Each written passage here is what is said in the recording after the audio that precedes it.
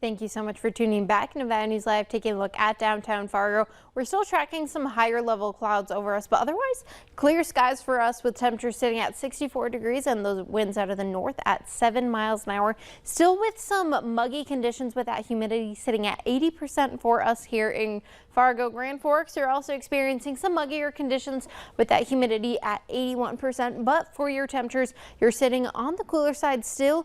But you're also in those 60s, whereas some areas like in Langdon and Devil's Lake, we're already seeing temperatures at 57 and 59, 57 in Roseau, 59 in Bemidji, but still 60s for most of us in the Southern Valley and other areas like Park Rapids, Minnesota, with those clear skies. Now, earlier today, we were tracking some scattered showers just to the south of Fargo, but otherwise we're tracking some higher level cirrus clouds straight through the central part of the valley. And overnight tonight, we're going to continue to have more cloud coverage still linger in the valley, allowing us to have our temperatures stay in the 50s. But much like tomorrow is going to be much like today, where we saw some clearer conditions in areas of Minnesota, but that dense fog once again for areas of North Dakota right around the time for your morning commute, with temperatures still in those low 50s.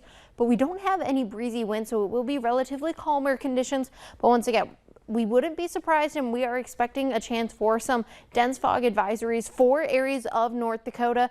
But by the time the sun arrives, we are going to have that sun get rid of some of that fog for that daytime heating, with temperatures once again getting into those 60s just by your lunchtime. And even in the afternoon, we can see a few more passing showers, but otherwise nothing too severe or strong to be concerned about, with cloud coverage staying in the Southern Valley and still 70-degree temperatures tomorrow, with temperatures dipping back into those 50s and 60s for your afternoon. And even for your hometown forecast, mostly sunny skies for most of us in Minnesota, some passing clouds in North Dakota. But once again, later this week, we do have some quieter conditions for those rain chances over the next few days. But then on Friday, we get another system arriving, causing some regular showers, and Saturday afternoon we're expecting more thunderstorms to arrive later this week. And even for your Pro-Seed 3-day farming forecast, we're going to have temperatures stay in the 70s. And even as we head throughout the rest of your week and even into the weekend, we have temperatures rising back up into those 80s. For your first day of October, temperatures are going to be near those 80-degree marks, with those chances of those thunderstorms once again throughout the weekend and even into next week. Temperatures are going to be on the cooler side in those 60s, at least throughout the first couple weeks of the next month, Courtney. But otherwise 70s this week, 80 on the weekend, 60 next week. It's a little bit of love for everyone. Yeah, those summer lovers are going to be happy about that 80. Yes. I know we are. I am. Thanks, Shelby. We're nearing peak fall foliage in parts of North Dakota, but the lack of rainfall this summer could change things, especially up north.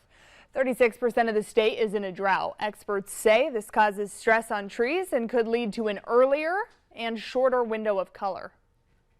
You know, it's starting. The leaves are starting to turn, especially along the northern tier is where we're seeing reports of some of those fall colors showing up. The Turtle Mountains area is a great place to see them. I was in the Medora area in the Badlands yesterday, and you're starting to see some beautiful golds pop out there as well. Storms can also impact how long the vibrant colors are on display. You know, we always hope we don't get that big windstorm too immediately following the peak change. And, you know, normally for us, it's around that last week of September, first week of October is when it's peak beauty. Peak beauty. The North Dakota Department of Tourism has a list of some of the best places in the region to see that peak beauty, including state parks and scenic drives. A popular summertime Minnesota attraction is getting spooky. We'll show you what they have planned this Halloween season next.